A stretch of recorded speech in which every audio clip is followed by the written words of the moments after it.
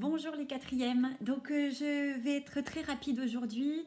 Je veux juste refaire une vidéo sur la façon de bien rédiger pour le théorème de Thalès, donc version quatrième, donc dans le triangle. J'ai vu quelques erreurs dans les exercices que vous m'avez remis cette semaine, donc je veux vraiment revoir là-dessus aujourd'hui les points importants à citer. Donc, sur une situation de Thalès quatrième comme la suivante. Vous aurez donc généralement un triangle de données avec un à l'intérieur, très important, et la mention de parallèle. Donc comment on rédige proprement le théorème de Thalès? On va commencer par décrire la situation en citant le grand triangle. Ici, j'ai mis volontairement donc en noir ce que vous aurez à écrire à chaque fois et en bleu, ce qui varie d'un exercice à l'autre. Je vais vous remettre cette feuille sur PDF, donc comme ça vous puissiez calquer à chaque fois la rédaction. Donc vous citez le grand triangle ici, en l'occurrence il s'appelle IJK. Vous décrivez l'intérieur des points en précisant ici que M il est situé sur JK, que L est situé sur IK. Ah oui, dans un des exercices, il y avait ce symbole-là, une espèce de E rond. Ça se lit appartient à. Et la signification, c'est est placé sur. Donc au choix, soit vous mettez le symbole, soit vous mettez est sur. Donc le point M est sur IJK, le point L est sur IK. Donc je décris la situation. Et on n'oublie pas la mention des parallèles.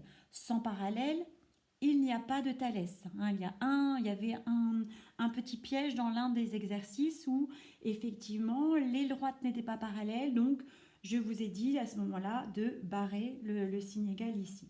Donc une fois qu'on a décrit la situation, on cite le théorème de Thalès, qui est aussi appelé le théorème de proportionnalité des longueurs. C'est un peu plus long à écrire, donc autant que vous essayez d'écrire d'après le théorème de Thalès. Et on va citer les rapports. Alors, pour ne pas se tromper dans les rapports, il y a eu quelques erreurs à nouveau. Je vous ai dit de penser triangle. Donc, le mieux est de décrire qui est le petit triangle. Le petit triangle, ici, c'est KLM, que j'ai écrit là. Le grand triangle, c'est IJK. Et on va énumérer les uns à la suite des autres les côtés du petit triangle. Par exemple, je commence par KL. AKL correspond KI. Pourquoi AKL correspond KI? Parce qu'ils sont alignés. Deuxième côté du petit triangle. Maintenant que j'ai cité KL, je peux aller à KM. Et avec qui fonctionne KM dans le grand? Avec KJ, parce qu'ils sont alignés. Et enfin le dernier des trois côtés du triangle LM, qui fonctionne avec IJ, non pas cette fois-ci parce qu'ils sont alignés, mais parce qu'ils sont parallèles. En aucun cas, je ne dois voir apparaître dans les rapports, par exemple, JM. JM, c'est une longueur, certes, mais qui n'appartient pas à un triangle. Ce n'est pas un côté de triangle. De la même manière que IL. D'accord? Donc, le théorème de Thalès ou proportionnalité des longueurs d'un triangle ne fait apparaître que des côtés de triangle. Donc, il faut penser triangle.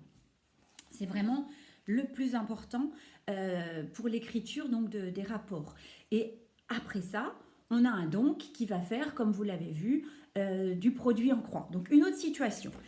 Certains étaient troublés dans un exercice parce qu'il y avait trop de lettres, trop d'informations. Donc là, je vous en ai volontairement fait une avec plein d'informations.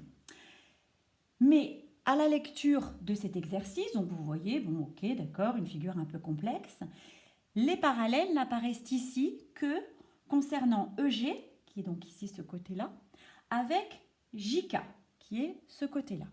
Ça veut donc dire que le point I, le point H, finalement, on peut les gommer de la figure. Ils n'apparaîtront pas dans la rédaction de Thalès parce qu'il n'y aura pas proportionnalité puisqu'il n'y a pas parallèle. Donc en fait, je vais cibler uniquement ce triangle, ce grand triangle-là, dans lequel je vois ce petit triangle-là. Il n'y a que pour eux que va intervenir la proportionnalité, puisqu'il n'y a que là où il y a des parallèles. Donc, je vais faire une rédaction identique à celle que je vous ai montrée de l'autre côté. Donc, je cite le grand triangle, ici c'est EFG. Je décris les points utiles de la relation, donc là c'est les points J et K. Donc, je dis que K il est placé sur FG. Je dis que le point J, il est sur EF. Et je mentionne les parallèles. Ici, JK et EG.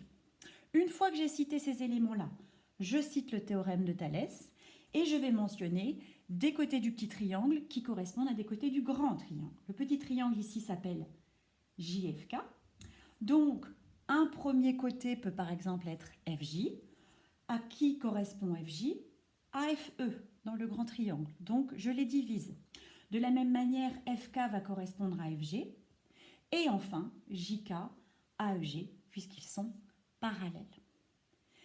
À l'issue de tout ça, je remplace par les valeurs numériques et je fais du produit en croix. Donc le plus important dans tout ça, c'est la bonne écriture des rapports de Thalès en pensant triangle. Vous devez au numérateur avoir tous les côtés de l'un des triangles, le petit par exemple, et au dénominateur tous les côtés du grand triangle qui lui correspondent. Voilà, je vous remercie beaucoup, à bientôt.